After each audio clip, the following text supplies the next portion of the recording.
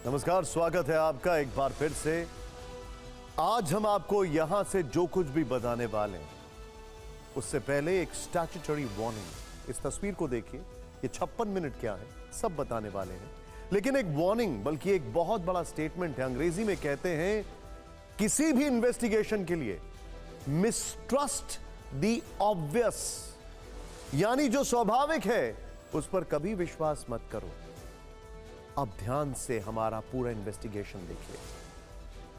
फिक्र में हम सबसे पहले बात उस 56 मिनट की करेंगे जिसने सैफ अली खान की पूरी जिंदगी बदल दी। मिसट्रस्ट द ऑब्वियस, एक एक तस्वीर आपके सामने वाली। सैफ पर हमले की वारदात को पूरे 2 दिन बीतने वाले, लेकिन अब तक यह तस्वीर साफ नहीं है कि सैफ के घर में घुसकर हमला करने वाला संदिग्ध कौन था। सैफ पर जानलेवा अटैक के पीछे उसका मकसद क्या था।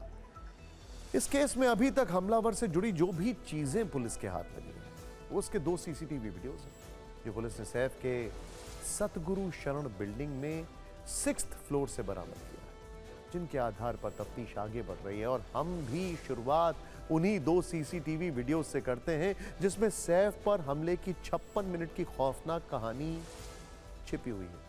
सबसे पहले संदिग्ध के सीढ़ियों पर चढ़ने का वीडियो, ये एक एक चीज ध्यान से देखिएगा। यहां पर हम आपको समय दिखा रहे हैं, उस पर ध्यान दीजिएगा। रात के 1:37 और 49 सेकंड, दबे पांव एक व्यक्ति सीढ़ियों से ऊपर चढ़ता है। हाफ काली टी शर्ट, काली पैंट पहने इस संदिग्ध की पीठ पर एक काला बैग रखा है। मिसट्रस्ट द ऑब्वियस, ध्यान से देखिए आप। ये बड़ा अच्छा इन्वेस्टिगेशन हमारी जो 9 बजे की टीम है, फिक्र की टीम है, उसने किया है। ये बैग पहले से भरा हुआ है। चोरी के इरादे से घर में घुसने वाला व्यक्ति खाली बैग लेकर क्यों नहीं है? इस संदिग्ध ने चेहरा छिपाने के लिए गमछा लपेट रखा है। ध्यान से देखिएगा, संदिग्ध इस समय नंगे पांव दिख रहा है। ये देखिए जरा, धीरे धीरे आप इसी संदिग्ध का दूसरा सीसीटीवी वीडियो देखने वाले हैं जो ठीक इस जगह का है। बस वक्त बदल चुका है और सैफ अली खान के घर पर हालात पूरी तरह बदल चुके थे, क्योंकि सैफ पर अटैक के बाद दूसरे वीडियो में यही शख्स सीढ़ियों से नीचे आते समय काफी रफ्तार में है। उसकी पीठ पर वही काला भारी बैग है, ध्यान से देखिए। लेकिन एक और बड़ा इंटरेस्टिंग ऑब्जर्वेशन है कि ये जो बैग है ये थोड़ा हल्का हो गया है, लेकिन उसने इस बार चेहरा नहीं छुपाया बल्कि लाल गमछा, ध्यान से देखिएगा, लाल गमछा जो है उसको कंधे पर रखा हुआ है। उसने इस बार सीसीटीवी की तरफ भी देखा। दूसरे सीसीटीवी वीडियो में तब रात के 2:33 और 55 सेकंड का वक्त दिखाई दे रहा है। इस बार संदिग्ध हमलावर नंगे पांव नहीं था, उसने काले रंग का जूता पहन रखा था। आखिर यह जूता उसके पास कहां से आया और जाते हुए उसने चेहरा क्यों नहीं छिपाया? यकीन मानिए ये सारे संयोग बड़े अजीब से हैं, ये सारे चक्कर बड़े अजीब से हैं। ध्यान देने वाली बात यह है कि इन दोनों ही वीडियो के बीच का समय का अंतर क्या है। जब सीढ़ियों पर चढ़ा और जब सीढ़ियों से उतरा तो इसके बीच का अंतर लगभग 56 मिनट, ऑलमोस्ट 1 आवर, 1 घंटे के बराबर। इस बीच इस हमलावर ने इतना बड़ा हमला कर दिया। वो बच्चे के कमरे तक पहुंच गया, एक सेलिब्रिटी, हाई प्रोफाइल सिक्योरिटी, एकदम वॉच जिसको कहा जाए, उसके घर में लगभग वॉच टावर्स होने चाहिए, वहां पर 56 मिनट। स्टाफ नर्स के अनुसार वो बाथरूम में भी छिपा रहा, फिर नर्स से उसका झगड़ा भी हुआ, सैफ से उसकी हाथापाई भी हुई, उसने सैफ पर 6 वार भी कर दिए और बड़ी आसानी से वहां से भाग निकला। इंटरेस्टिंग बात क्या है, कई जगह ऐसा रिपोर्ट किया जा रहा है कि उस वक्त उस घर में 6 लोग थे, 3 महिलाएं और 3 पुरुष, ऐसा रिपोर्ट किया जा रहा है। और तो और उसके पास इतना समय भी बच गया था कि वो सैफ पर जानलेवा अटैक के बाद उसने बड़े आराम से घर से निकलते वक्त किसी के जूते पहन लिए जो उसके साइज के हिसाब से बिल्कुल फिट बैठ गए। क्या ये हैरानी वाली बात नहीं है? अगेन मैं फिर से रिपीट करता हूं, मिसट्रस्ट द ऑब्वियस जो इन्वेस्टिगेशन का रूल है, जो स्वाभाविक तौर पर दिखता है उस पर कभी यकीन नहीं करना चाहिए। स्टाफ नर्स अलियामा फिलिप ने कल मुंबई पुलिस को बताया था कि कथित चोर सैफ के बेटे के कमरे में छिपा था। इंटरेस्टिंग बात, उस नर्स के सिर्फ हाथ में चोट है, सैफ को पूरी तरह हर तरफ घाव है। बीच बचाव करने कौन आया, सैफ या वो नर्स? हमला किस पर हुआ, सैफ या उस नर्स पर? सोचिए जरा। हम किसी तरह से कमरे से बाहर भागने में सफल रहे, उस नर्स ने कहा, और हमने बाहर से दरवाजा बंद भी कर लिया। उसे अंदर बंद कर दिया था, यानी इस चोर को, ये उस नर्स ने कहा। लेकिन जब वापस गए तो देखा कि दरवाजा खुला हुआ था और वो व्यक्ति गायब था। सवाल है कि इस बीच वो दरवाजा किसने खोला? कथित चोर को भागने में क्या किसी अंदर वाले ने मदद की? सैफ पर हमला करने वाले संदिग्ध की नई तस्वीर सामने आ गई। इस वक्त की बड़ी खबर ध्यान से देखिए आपकी स्क्रीन पर, जिसमें संदिग्ध आरोपी हुलिया बदलकर घूम रहा था। अब यह बड़ा इंटरेस्टिंग है, यह कैसे पॉसिबल है? बताया जा रहा है कि संदिग्ध ने हमले के बाद कपड़े बदल लिए थे। अब बड़ा सवाल यह है, इसके अंदर जाने का वीडियो है, बाहर आने का वीडियो है, हुलिया बदलने का वीडियो है, तो फिर यह पुलिस की गिरफ्त से क्यों दूर है?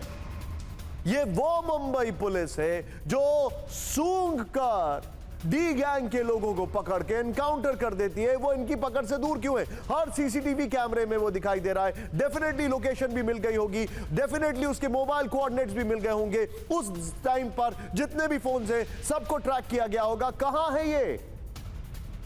अब आपको आज का डेवलपमेंट बताते हैं। पुलिस ने इस मामले में एक व्यक्ति को पकड़ा।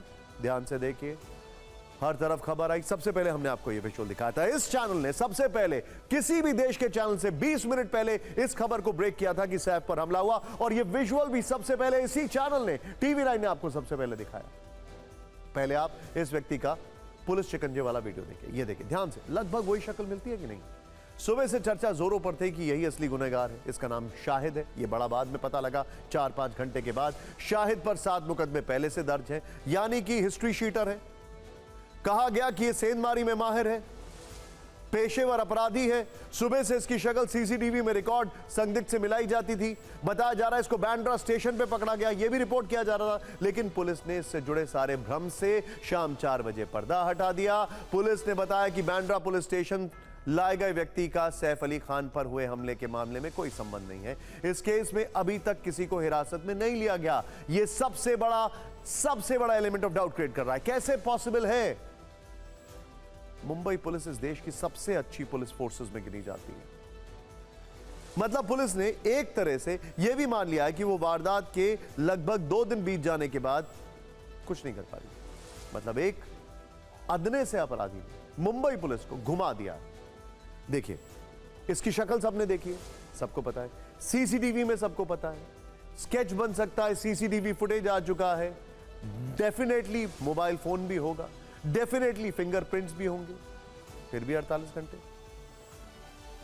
अब उसकी तलाश में 35 टीमें बना दी गई हैं। यह तब है जब उसका चेहरा भी सीसीटीवी में उजागर हो चुका है और वो भारी भरकम टीम बनाए जाने के बाद भी पकड़ में नहीं आया। अब इस पहलू का अगला एपिसोड, चोरी का मकसद या हत्या कह रहा था, यह बहुत बड़ा फैक्टर है, क्योंकि यहीं पर कंफ्यूजन है। स्टेटमेंट्स का मिलान नहीं हो पा रहा है जो मीडिया के सामने आ रहे हैं। पुलिस को क्या पता है हमें नहीं पता है, लेकिन पुलिस की तरफ से या जो भी सोर्सेस से इंफॉर्मेशन आ रही है उसमें मिसमैच है। अब उस हमलावर के इरादे को भी डिकोड करने की कोशिश करते हैं। इससे पता चल सकता है कि वो सिर्फ चोरी करने के मकसद से सैफ के घर में घुसा था, या फिर उसका इंटेंट सैफ अली खान का या घर में किसी की हत्या का था। यह सोचने वाली बात है। सबसे पहले चाकू का यह हिस्सा देखिए। अब यह हम आपको ब्लैक एंड व्हाइट दिखा रहे हैं। इसमें जो एरिया सेंटर में ब्लैक है वो बेसिकली ब्लड स्पॉट्स है। हम आपको नहीं दिखा सकते लेकिन बता तो सकते हैं। अब यह चाकू जो है यह डेफिनेटली किचन नाइफ नहीं, यानी घर में इस्तेमाल होने वाला चाकू नहीं है। यह उस चाकू का टुकड़ा है जो किसी को मारा गया और वो किस तरीके से रफ अप किया गया और वो अंदर छूट गया, ऐसा हो सकता है। इतना टुकड़ा सैफ के शरीर के अंदर था। यह बहुत बड़ा चंक है, यानी चाकू का साइज काफी बड़ा रहा होगा और पूरी ताकत से हमला किया गया होता। फिर उसके बाद धक्का मुक्की हुई होगी और चाकू टूटकर अंदर रह गया। शरीर के अंदर यह जा धंसा। कोई चोर इस कदर हमला कर सकता है या फिर वो कोई पेशेवर हत्यारा था जिसका मकसद सैफ की जान लेना था। लीलावती अस्पताल के डॉक्टरों ने आज सैफ की हालत बताई। कहा कि सैफ की पीठ में 2.5 इंच, अगर आप कुछ ऐसे समझें, ये मेरा हाथ है, मतलब यहां तक लगभग इतना बड़ा, 2.5 इंच का चाकू का टुकड़ा फंसा हुआ था। इतना अगर किसी की पीठ के अंदर घुस जाए। सैफ अली खान, हमें नहीं भूलना चाहिए, फिल्म स्टार है, वो अपने कई स्टंट्स खुद करते हैं, तो उनमें काफी ताकत है, काफी कुछ वो झेल सकते हैं। उनको इंजरीज पहले भी हुई, लेकिन 2.5 इंच का चाकू का टुकड़ा अगर किसी के स्पाइनल कॉर्ड के बगल में जा घुसे तो आप सोचिए क्या हुआ होगा। और फिर उसको ऑटो में ले जाया जाए। स्पाइनल कॉर्ड में गहरा घाव हो गया था। यह धारदार हथियार शरीर में सिर्फ 2 मिलीमीटर और अंदर जाता तो सैफ की रीढ़ की हड्डी को गंभीर चोट पहुंच सकती थी, उन्हें लकवा मार सकता था, वो जिंदगी भर के लिए बेड पर जा सकते थे या फिर सैफ की जान भी जा सकती थी। कई जगह यह भी रिपोर्ट किया जा रहा है कि वहां से जो फ्लूइड है वो लीक कर रहा है।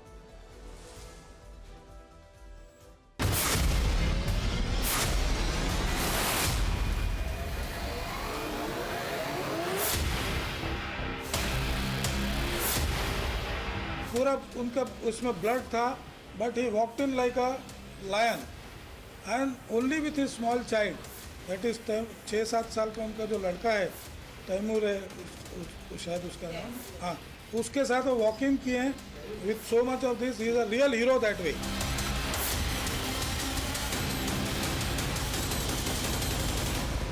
He is doing presently very well. His parameters have improved. He is being shifted from ICU to a special room for him.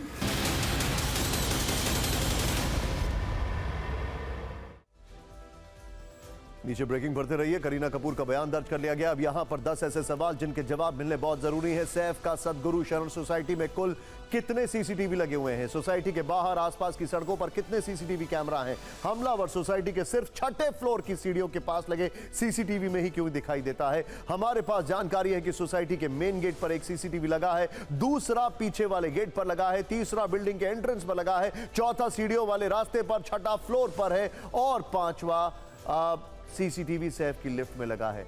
आपको बता दें कि इस सोसाइटी में 2 लिफ्ट हैं, एक कॉमन है जबकि एक अलग लिफ्ट सैफ अली खान के घर तक जाती है। लेकिन हमलावर सीढ़ियों से ऊपर गया तो बाकी जगह पर लगे सीसीटीवी में वो क्यों नहीं दिखाई दिया? सोसाइटी में घुसते और बाहर निकलते वक्त उसका कोई वीडियो सामने क्यों नहीं आया है? सोसाइटी में आगे पीछे दोनों ही गेट पर सुरक्षा गार्ड हमेशा तैनात रहते हैं। किसी ने संदिग्ध को घुसते हुए या बाहर जाते हुए कैसे नहीं देखा? सैफ के फ्लैट में एंट्री के लिए बायोमेट्रिक सिस्टम नहीं है। पुलिस को फ्लैट में किसी बाहरी व्यक्ति के फोर्सफुली घुसने के संकेत नहीं मिले हैं, तो फिर चोर अंदर कैसे घुसा?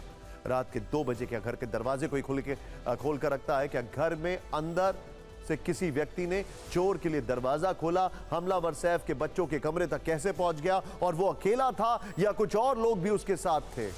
मुंबई क्राइम ब्रांच एक कड़ी जोड़ने की कोशिश कर रही है। इस बीच आपको उस ऑटो ड्राइवर की बात सुनाते हैं जो खून से लथपथ सैफ अली खान को लीलावती अस्पताल लेकर गया। सैफ के साथ ऑटो में कौन था, ऑटो ड्राइवर ने क्या क्या देखा, उसकी जुबानी।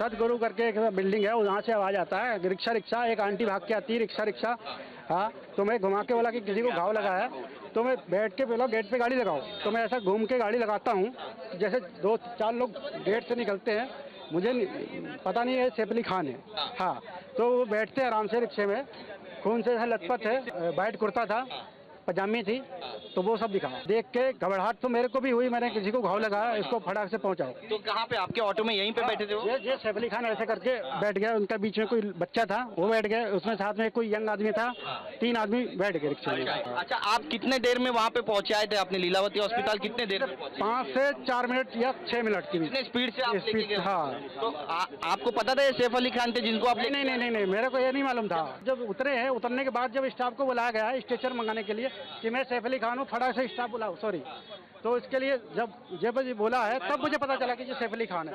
हमारी अगली खबर का कीवर्ड है इमरजेंसी। आज ये शब्द देश में ट्रेंड कर रहा है। देश में कोई इमरजेंसी नहीं लगी है, बल्कि ये अभिनेत्री से सांसद बनी कंगना रनौत की नई फिल्म है, जिसके आज रिलीज होते ही हंगामा मच गया। कंगना चाहे फिल्म में हो या राजनीति में हो, विवाद से उनका पुराना नाता रहा है। कंट्रोवर्सी उनके साथ ऐसे चलती है जैसे बॉडीगार्ड। कुछ वक्त की सियासी पारी में अपने बयानों से वो इतने पंगे ले चुकी हैं कि बीजेपी के लिए मुसीबत वाली क्वीन बन गई हैं। हालांकि अभी उनके सामने इमरजेंसी वाली चुनौती है, जो आज ज्वाला बनकर भड़की। लंबे इंतजार और फिल्म के कई दृश्यों पर सेंसर बोर्ड की कैची के बाद आज फाइनली उनकी फिल्म इमरजेंसी पर्दे पर आई, लेकिन पंजाब में इस पर तूफान खड़ा हो गया है। पंजाब के अलग अलग शहरों में सिख समुदाय के लोग सुबह सिनेमा घर पहुंच गए, यह ऐलान कर दिया कि कहीं भी कंगना की फिल्म इमरजेंसी को दिखाया गया तो उसके बाद जो भी होगा इसकी जिम्मेदारी उनकी नहीं होगी। कंगना के खिलाफ विरोध के मोर्चे को एसजीपीसी यानी सिख गुरुद्वारा प्रबंधक कमेटी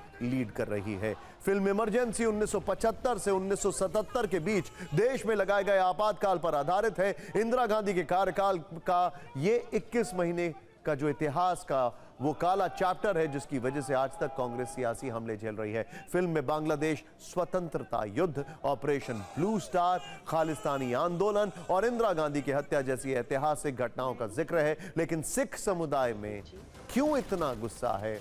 उनका आरोप है कि फिल्म में सिखों के चरित्र और इतिहास को गलत तरीके से पेश किया गया है। इसमें कई ऐसे सीन हैं जिनमें सिख विरोधी एजेंडे की मात्रा ज्यादा है, इसीलिए इस फिल्म को पंजाब में रिलीज नहीं होने दिया जाएगा, क्योंकि इसे सिखों को बदनाम करने के उद्देश्य से बनाया गया है। सिख समुदाय के गुस्से की वजह सिर्फ ये फिल्म नहीं, बल्कि उनके कुछ पुराने बयान भी हैं जो उनकी पार्टी बीजेपी को भी कई बार असहज कर चुके हैं।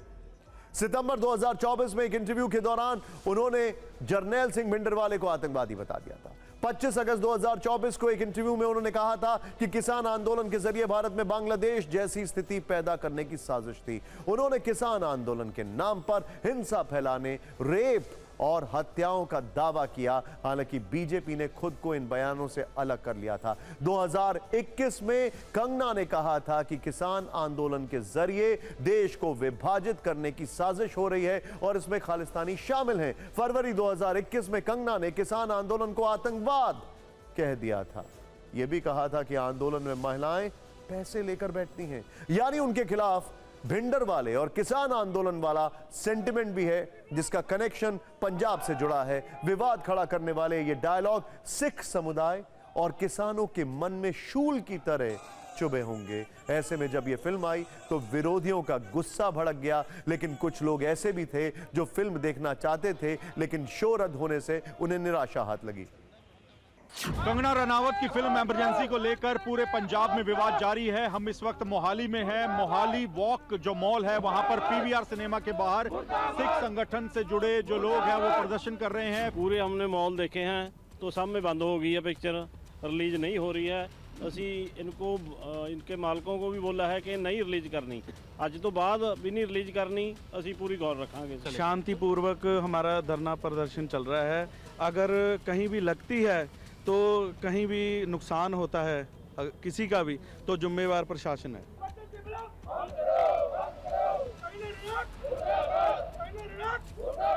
तो सर प्रोटेस्ट हो रहे हैं, तो आप कैसे लॉ एंड ऑर्डर की स्थिति ना बिगड़े इसमें नजर रख रहे हैं? हाँ, we have deployed the force, so कोई ऐसी बात नहीं है। वी आर टेकिंग, हमारी पैनी नज़र है इस पर। नहीं, पिक्चर रिलीज नहीं हो रही जी। मैनेजर से बात हो गई है, उसने भी आके बाहर आके बोल दिया कि मुझे पिक्चर नहीं रिलीज कर रही।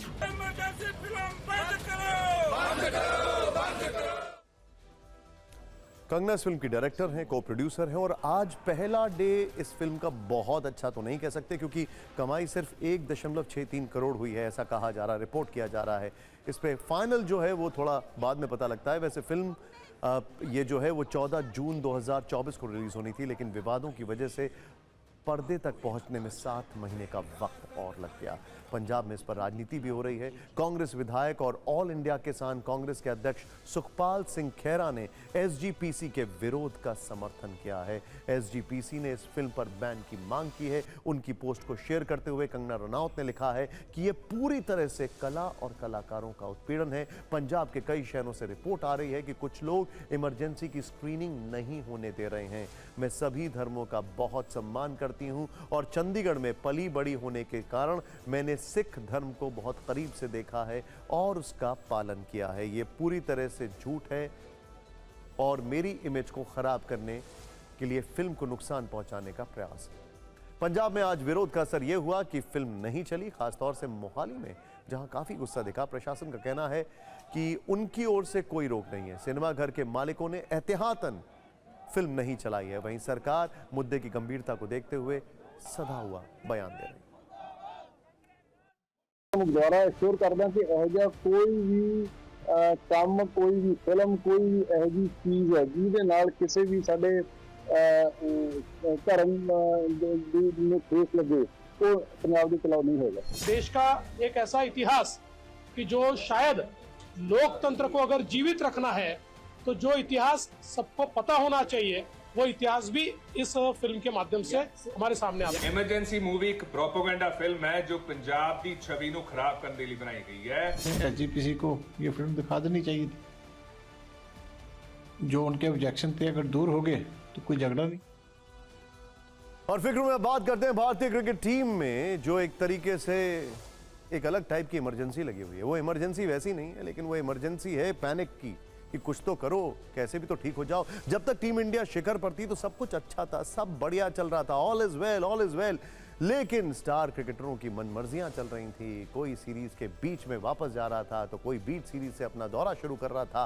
लेकिन ऑस्ट्रेलिया की जमीन पर बॉर्डर गावस्कर ट्रॉफी में मिले झटके ने, और उससे पहले भारत में मिले झटके ने board of control for cricket in India यानी बीसीसीआई को पूरा कंट्रोल करने का मौका दे दिया है और आसमान में उड़ने वाले सितारों को जमीन पर उतारने वाले नियम बनाए गए हैं। बीसीसीआई ने टीम इंडिया के खिलाड़ियों के लिए 10 नियम बनाए हैं। ये प्रोटोकॉल की तरह लागू होंगे। ध्यान से देखिए, जो इसे तोड़ेगा उसका टीम इंडिया में खेलने का सपना भी टूट जाएगा, फिर चाहे वो कप्तान रोहित शर्मा हो या फिर स्टार विराट कोहली। बीसीसीआई ने नए नियम वाले चाबुक से जो है अब उससे कोई नहीं बच पाएगा। नंबर 1, टीम इंडिया के बेहद खराब प्रदर्शन को सुधारने के लिए बीसीसीआई ने जो 10 नियम बनाए हैं उसे आप 3 स्ट्रक्चर्स में फिट कर सकते हैं। पहला, घरेलू क्रिकेट खिलाड़ियों की प्राथमिकता हो। दूसरा, सीरीज में क्रिकेट प्राथमिकता हो, खिलाड़ियों में बॉन्डिंग हो। तीसरा, कोई कितना बड़ा भी स्टार हो, मनमर्जी नहीं चलेगी। अगर बीसीसीआई के सख्त प्रोटोकॉल वाले नियम को समझें तो उसमें पहले नंबर पर घरेलू क्रिकेट है। बीसीसीआई ने भारतीय टीम में सिलेक्शन के योग्य होने के लिए घरेलू मुकाबलों में खेलना अनिवार्य कर दिया है। इस गाइडलाइन का मुख्य मकसद यह है कि सभी खिलाड़ी घरेलू क्रिकेट के इकोसिस्टम से जुड़े रहें। इससे मैच फिटनेस मेंटेन करने के साथ साथ नए खिलाड़ियों को देश के टॉप क्रिकेटर्स के साथ मुकाबला करने का मौका मिल सकेगा। इससे छूट पाने के लिए नेशनल टीम के खिलाड़ियों को पहले से ही सिलेक्शन कमेटी को बताना जरूरी होगा।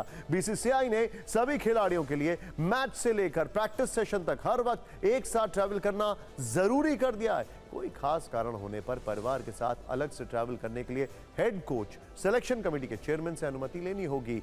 तीसरा, बीसीसीआई ने खिलाड़ियों के सामान पर भी लिमिट तय कर दी है। सीरीज के दौरान लिमिट से बाहर सामान ले जाने पर उन्हें खुद उसका खर्च उठाना पड़ेगा।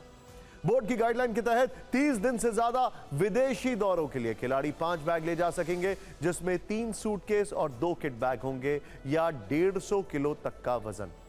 वहीं सपोर्ट स्टाफ 3 बैग ले जा सकेंगे, जिसमें 2 बड़े और 1 छोटा सूटकेस होगा, या फिर 80 किलो वजन के साथ ट्रैवल कर सकते हैं। 30 दिन से कम का दौरा होने पर सामान की संख्या कम करनी होगी।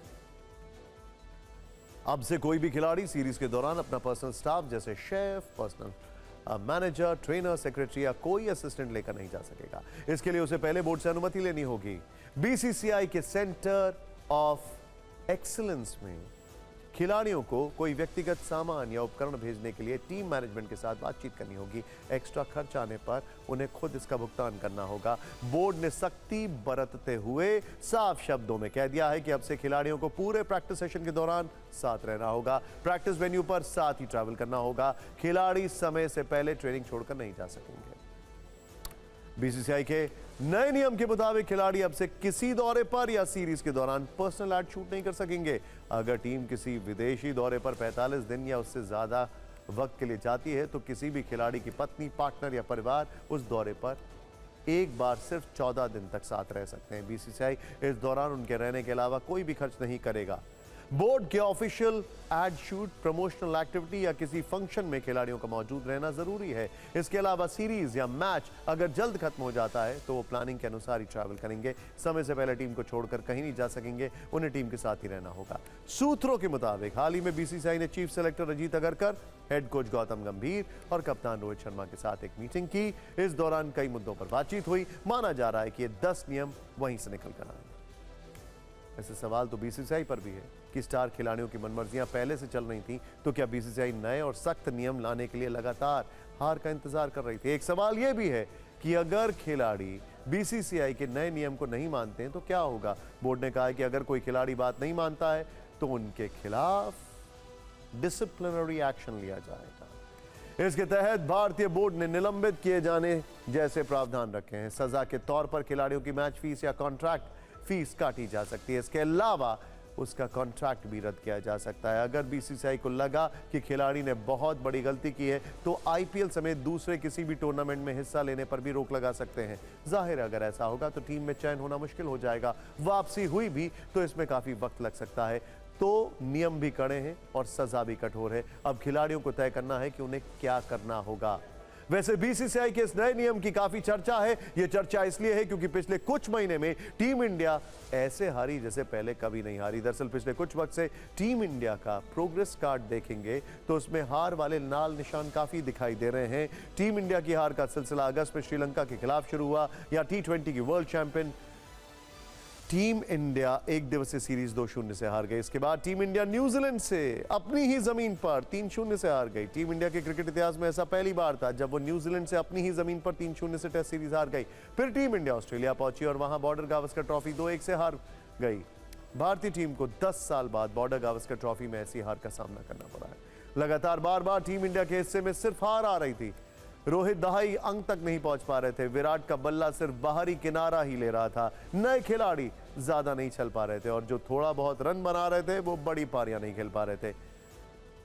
ये तब हो रहा था जब बीसीसीआई अपने खिलाड़ियों को सबसे ज्यादा पैसे देती है, बेस्ट कोचिंग सुविधाएं देती है, और तो और तब हो रहा है जब टीम इंडिया स्टार खिलाड़ियों से लबालब भरी हुई है। आप कह सकते हैं कि टीम इंडिया में स्टार खिलाड़ी ओवरफ्लो हो रहे हैं। इंटरेस्टिंग बात यह है कि टीम का कल्चर कहीं आईपीएल से तो खराब नहीं हो रहा है, ये कई लोग पूछ रहे हैं। खैर, वैसे अब सख्त नियम का पहला ट्रेलर भी आने लगा है। विराट कोहली और ऋषभ पंत का दिल्ली रणजी टीम में सिलेक्शन हुआ है। ओह वाह, पूरे 13 वर्ष बाद विराट कोहली दिल्ली रणजी टीम का हिस्सा बने। ऋषभ पंत 8 वर्षों के बाद दिल्ली के लिए रणजी खेलने वाले हैं।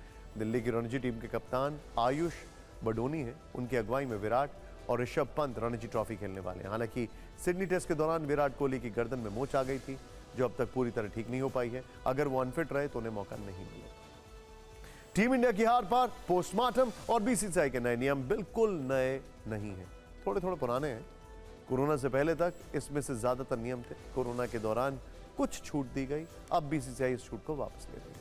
नए नियम में बीसीसीआई का सबसे ज्यादा फोकस घरेलू क्रिकेट पर है। बीसीसीआई चाहती है कि बड़े खिलाड़ी घरेलू क्रिकेट खेलें जिससे नए खिलाड़ियों को फायदा हो और वो अंतर्राष्ट्रीय मैचों का दबाव झेल पाएं। कुल मिलाकर इसे फिक्र के लेंस से देखें तो इन नियमों का सार यही है कि बड़े सितारों को छोटे मैच खेलने होंगे और कोई भी सितारा बीसीसीआई के नियमों वाले आसमान से बाहर नहीं होगा। अब फिक्र की पॉलिटिकल फाइल खोलते हैं। शुरुआत करते हैं दिल्ली के सियासी दंगल से। दिल्ली के चुनावी संग्राम में अगला दांव चलते हुए बीजेपी ने अपने संकल्प पत्र का पहला पार्ट जारी कर दिया है। बीजेपी के राष्ट्रीय अध्यक्ष जेपी नड्डा ने संकल्प पत्र जारी करते हुए इसमें दिल्ली की जनता के लिए तमाम वादे किए हैं। इस पर आम आदमी पार्टी की तरफ से रिएक्शन भी आया है, मगर वो दिखाने से पहले आपको बीजेपी के संकल्प पत्र की जरूरी बातें बता देते हैं। बीजेपी ने वादा किया है कि दिल्ली में सरकार बनने पर महिलाओं को 2500 रुपए हर महीने दिए जाएंगे। वहीं गर्भवती महिलाओं को भी 21,000 रुपए देने का वादा किया गया है। इसके अलावा एलपीजी सिलेंडर पर 500 रुपए तक सब्सिडी और होली दिवाली पर एक सिलेंडर मुफ्त देने का वादा भी किया गया है। साथ ही आयुष्मान भारत योजना को दिल्ली में लागू करने की बात कही गई है। इसमें 5 लाख रुपए दिल्ली सरकार की तरफ से अलग से देने का वादा है, जिसके बाद लोगों को 10 लाख रुपए का हेल्थ इंश्योरेंस मिल पाएगा। एक वादा यह भी किया गया है कि दिल्ली की झुग्गियों में 5 रुपए में भरपेट भोजन के लिए अटल कैंटीन योजना लॉन्च की जाएगी। दिल्ली के मतदाताओं को लुभाने के लिए बीजेपी ने कई तरह के वादे किए हैं, मगर पार्टी का मेन फोकस महिला मतदाताओं पर है। इस दौरान जेपी नड्डा ने दिल्ली सरकार के मोहल्ला क्लिनिक को भ्रष्टाचार का अड्डा बताया और कहा कि अगर बीजेपी की सरकार बनी तो इनकी जांच की जाएगी। हालांकि बीजेपी के संकल्प पत्र और तमाम आरोपों पर जवाब देने में आम आदमी पार्टी ने थोड़ी सी भी देर नहीं लगाई।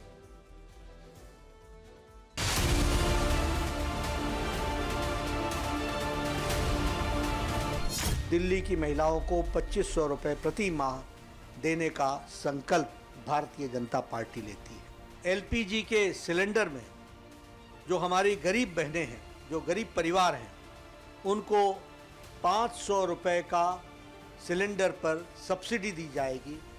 मातृ सुरक्षा वंदना योजना को और ताकत देने के लिए 21,000 रुपए प्रति प्रेग्नेंट मदर को मातृत्व सुरक्षा योजना के तहत वह भी दिया जाएगा। भारतीय जनता पार्टी के राष्ट्रीय अध्यक्ष ने ऐलान किया है कि हम भी केजरीवाल की तरह फ्री की रेवड़ी देंगे। तो मैं उनसे कहना चाहता हूं कि प्रधानमंत्री जी सामने आके स्पेसिफिकली ऐलान करे कि उनकी इस पे सहमति है और वो कहें कि पहले जो मोदी जी कह रहे थे वो गलत था। अभी तक मोदी जी ने जब जब कहा कि फ्री की रेवड़ी सही नहीं है, मोदी जी कहें कि मैंने गलत बोला था, केजरीवाल सही था।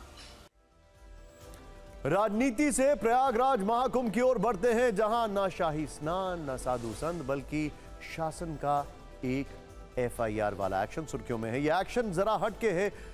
पौष पूर्णिमा पर आपने आस्था की डुबकी वाली कई तस्वीरें देखी होंगी। पौष पूर्णिमा पर आस्था की डुबकी वाली कई तस्वीरें देखी होंगी। श्रद्धालुओं पर पुष्प वर्षा भी देखी होगी। यूपी सरकार का दावा है कि उसने अद्भुत इंतजाम किए। इन्हीं इंतजामों में एक था साधु संतों और श्रद्धालुओं पर हेलीकॉप्टर से पुष्प वर्षा करना।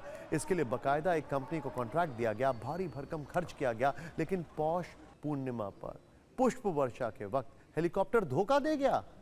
हुआ ये कि पौष पूर्णिमा पर एविएशन कंपनी को हेलीकॉप्टर से फूल बरसाने थे, लेकिन उसी दिन कंपनी ने बिना बताए और बिना इजाजत लिए हेलीकॉप्टर को अयोध्या भेज दिया। तय वक्त पर पुष्प वर्षा नहीं हुई। आनंद फानंद में सरकार ने दूसरे हेलीकॉप्टर की व्यवस्था की, जिससे पुष्प वर्षा हुई। कुंभ नगरी में इस घनघोर लापरवाही पर अब कार्रवाई हुई है। पुलिस ने एमए हेरिटेज एविएशन कंपनी के सीईओ और पायलट के खिलाफ केस दर्ज कर लिया है। पौष पूर्णिमा के स्थान के दिन कुछ विलंब से ऐसा कार्य हुआ है, जिस पर शासन के स्तर से समुचित संज्ञान लिया गया है और जो कंपनी है उसके खिलाफ भी विधिक कार्रवाई की गई है। विलंब कारित हुआ है, लेकिन उसका अल्टरनेट अरेंजमेंट रहता है। शासन के स्तर से सब लोग, सभी वरिष्ठ अधिकारी इसको मॉनिटर कर रहे थे, तो तत्काल दूसरे चॉपर की व्यवस्था की गई। चूँकि मुख्यमंत्री जी का निर्देश है, तो जो भी दोषी होगा उस पर कार्रवाई होनी। और अब फिक्र में डेटा कैप्सूल के सेवन का वक्त हो गया है। आज इस कैप्सूल में ऐसी खबर है जो आपकी फिक्र बढ़ाने वाली है। सबके माता पिता चाहते हैं कि उनका बच्चा डॉक्टर बने, इंजीनियर बने, आईएएस आईपीएस अफसर बनकर नाम रोशन करे। वो अपने बच्चों को अच्छी परवरिश और तालीम देते हैं, लेकिन आपको ये जानकर झटका लगेगा कि इतना ख्याल रखने के बावजूद बच्चों का आईक्यू यानी इंटेलिजेंस क्वेश्चन का लेवल घट रहा है। साधारण भाषा में कहें तो उनके सीखने समझने की शक्ति कम हो रही है, जिसके पीछे पानी में मौजूद फ्लोराइड है। 10 देशों के शोधकर्ताओं ने भारत और चीन समेत 10 देशों में इस पर अध्ययन किया है। आपको जानकर हैरानी होगी कि बच्चों के यूरिन में फ्लोराइड की मात्रा 1 मिलीग्राम प्रति लीटर पाई गई है और आईक्यू लेवल में 1.63 अंक की कमी दर्ज की गई है। पहली बार वैज्ञानिकों ने बच्चों में फ्लोराइड और आईक्यू लेवल के बीच संबंध के सबूत जुटाए हैं। भूजल या सरकारी वाटर सप्लाई में फ्लोराइड की मात्रा अगर तय सीमा से अधिक है तो बच्चों में उनका आईक्यू का स्तर उतना ही कम होने की आशंका बढ़ जाती है। ये research report journal of the American medical association paediatrics में प्रकाशित हुई है। पानी में प्राकृतिक रूप से फ्लोराइड होता है। सवाल है, क्या यह सेहत के लिए हानिकारक है? जवाब है कि विश्व स्वास्थ्य संगठन 1 लीटर पानी में 1.5 मिलीग्राम तक फ्लोराइड को सुरक्षित मानता है, लेकिन जो रिपोर्ट आई है वो ये बता रही है कि 1.5 मिलीग्राम प्रति लीटर से कम मात्रा भी बच्चों में आईक्यू लेवल को नुकसान दे सकती है। भारत के लिए रिसर्च इसलिए अहम है क्योंकि 2022 में केंद्र की एक रिपोर्ट में 23 राज्यों के 370 जिलों में पानी में अधिक फ्लोराइड मिला था। देश के ग्रामीण हिस्सों में फ्लोराइड शहरों की तुलना में 1.85 गुना ज्यादा पाया गया। आपको बता दें कि फ्लोराइड दांतों की मजबूती के लिए जरूरी होता है, इसीलिए अमेरिका और कुछ अन्य देशों के सप्लाई वाले पानी में फ्लोराइड मिलाया जाता है। भले ही ये दांतों के लिए फायदेमंद हो, लेकिन नई रिपोर्ट यही बता रही है कि दिमाग के लिए ये दुश्मन है। मुंबई के लीलावती अस्पताल